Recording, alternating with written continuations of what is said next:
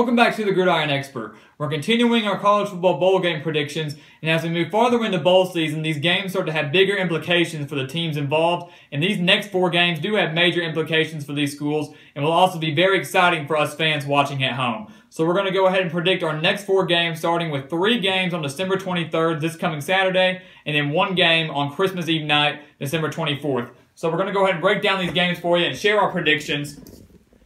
And through 10 games already, we are 6-4. Obviously not a great record, but not a horrible record either. Our 4 losses, of course, coming with the Colorado State game. We predicted the Rams to beat Marshall, and that ended up being a fairly close game. We predicted Arkansas State to beat Middle Tennessee. That one fell just short, 35-30, Middle Tennessee victory. And then our previous 2 losses came with the Florida International loss to Temple, and that was just a horrible way for quarterback Alex Mago to go down. I think had he stayed healthy, had he not gotten hurt early in the 4th quarter, Florida International would have won that game. And if they hadn't won that game, it would have been much closer than the 28-3 victory that Temple had. But of course, you've got to give Temple credit. Their defense, especially holding the Panthers to just 3 points in that bowl game. But what a horrible way for Alex Mago's career at Florida International to end. He was only a couple hundred yards away from becoming the all-time leading passer at Florida International, and of course that fell just short. So a horrible way for him to go down, but that was a game we missed. And then our other game that we missed was UAB over Ohio in the Bahamas Bowl. I picked the Blazers in that game. When I was predicting that game, I saw it as a toss-up game.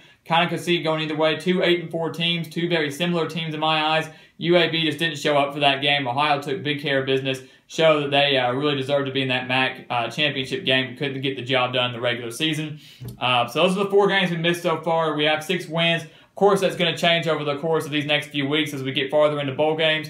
But these next 4 games that we're predicting here all have the potential to be very exciting and all have the potential to be very explosive on offense. Very big shootouts is what I'm expecting these next few days in these bowl games. We'll go ahead and start up here with the Birmingham Bowl between Texas Tech and South Florida. That'll be the first game on December 23rd, the 11 o'clock game. 2 very explosive offenses with 2 great quarterbacks in Quentin Flowers at South Florida and Nick Shimanek at Texas Tech. Now, South Florida is averaging a little over 38 points per game, and Texas Tech was averaging just a little bit over 34 points per game. So if you're going to take the over in this one, I highly recommend it because I expect this to be a huge shootout. Could easily come down to whoever has the ball last in this game, or whoever can force the most turnovers will definitely win this game in my eyes. Texas Tech's going to really have to be able to shut down Quentin Flowers because he's a great quarterback through the air, even more dangerous on the ground though. I think he had almost over 1,000 yards rushing on the ground this season.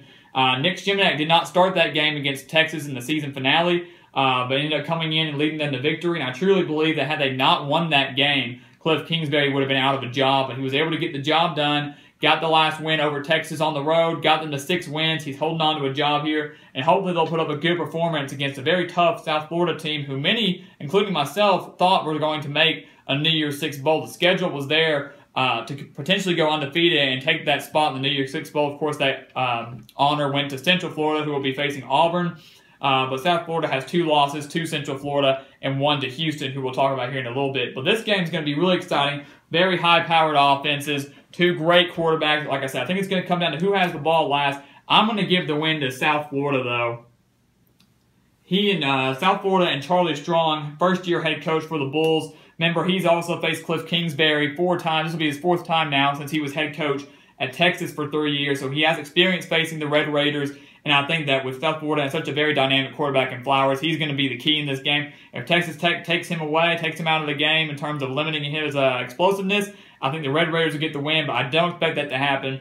I think the Bulls get the win in a fun Birmingham Bowl, just like last year when they beat South Carolina 46-39. So expect a good one to kick off your day of college football. And then the Armed Forces Bowl was in San Diego State and Army. This one could potentially be another big shootout. But unlike Texas Tech and South Florida, where I expect a lot of offense through the air, this one's going to have a lot of offense on the ground. Army is averaging a little over 368 rushing yards per game. And of course, for those military schools like Army, Navy, and Air Force, that's what we expect, a very dominant ground game. Army, of course, is doing a great job with that. Ahmad Bradshaw, their quarterback, of course, dual threat has been phenomenal for them, getting them to a 9-3 record this season. Heck of a season for Army. Back-to-back bowl games for the first time since 1984 and the 1985 season. So a great season for them. It would be great for them to finish the year with 10 wins, getting a win over San Diego State. However, the Aztecs are no pushover. They are 10-2 as well. Their 2 losses this season coming to the 2 teams that faced off in the Mountain West Conference Championship game, Boise State and Fresno State. And keep in mind, they've defeated 2 Power 5 schools already,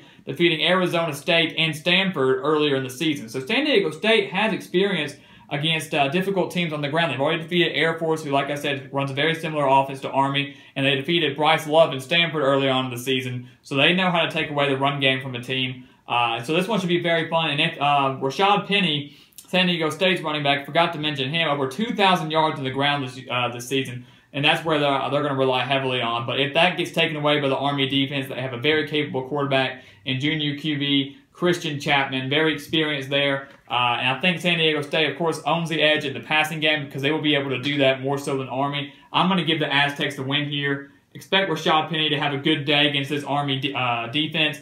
But most of this game is going to be on the ground. Both the teams want to be able to win the time of possession, and that's what they're going to try to put their focus on, is running the ball, winning time of possession. And once again, just like the Texas Tech-South Florida game, it could come down to whoever has the ball last or whoever commits the most crucial turnover, which I would assume will come late in the game. This is going to be a fun one to watch. If you like some hard line of scrimmage football, I predict San Diego State to win this game, though, and win the Armed Forces Bowl and get 11 wins on the season. And then the Dollar General Bowl here between Appalachian State and Toledo. That's going to cap off our Saturday night, the night game there. Last year, these two teams faced off in the Camellia Bowl with Appalachian State won 31-28. Now, the roles are kind of flipped this year. Appalachian State was a little more dominant last year than Toledo. This year, Toledo is much more dominant than Appalachian State. They won the MAC this season over Akron. They have 11 wins already on the year. Appalachian State sitting at 8-4. Now, Toledo, if they can win this game, would be a great year for them, getting to 12-2. This game features two very dynamic quarterbacks with Appalachian State's Taylor Lamb and Toledo's Logan Woodside. Now, automatically, I feel that Logan Woodside owns the edge in this game. I feel that he can be very dominant against this Appalachian State defense. If Appalachian State takes away the pass game from the Rockets, they can rely on Terry Swanson, with Toledo running back there, who has over 1,000 yards on the ground this season. And that's where I think they're going to own the edge there. Toledo, having a very dominant quarterback and a much more better run game, in my opinion, is going to be able to run over this Appalachian State team, who has not shown much dominance as they had last year. I don't think Toledo wins easily in this one. This one will also be very high scoring. I think this one, just like these other two games that we were going to see on Saturday, could have the potential to be very high scoring. It has a 61 point. That's the over-under right now. I expect it to go over. But I like Toledo in this one. Logan Woodside, I expect to have a heck of a day. He's already had a heck of a season. I expect it to continue. Toledo's going to get their 12th win of the season. And then our Hawaii Bowl, Christmas Eve night, as always, that's when it's played, between Fresno State and Houston. Now, this is an intriguing matchup.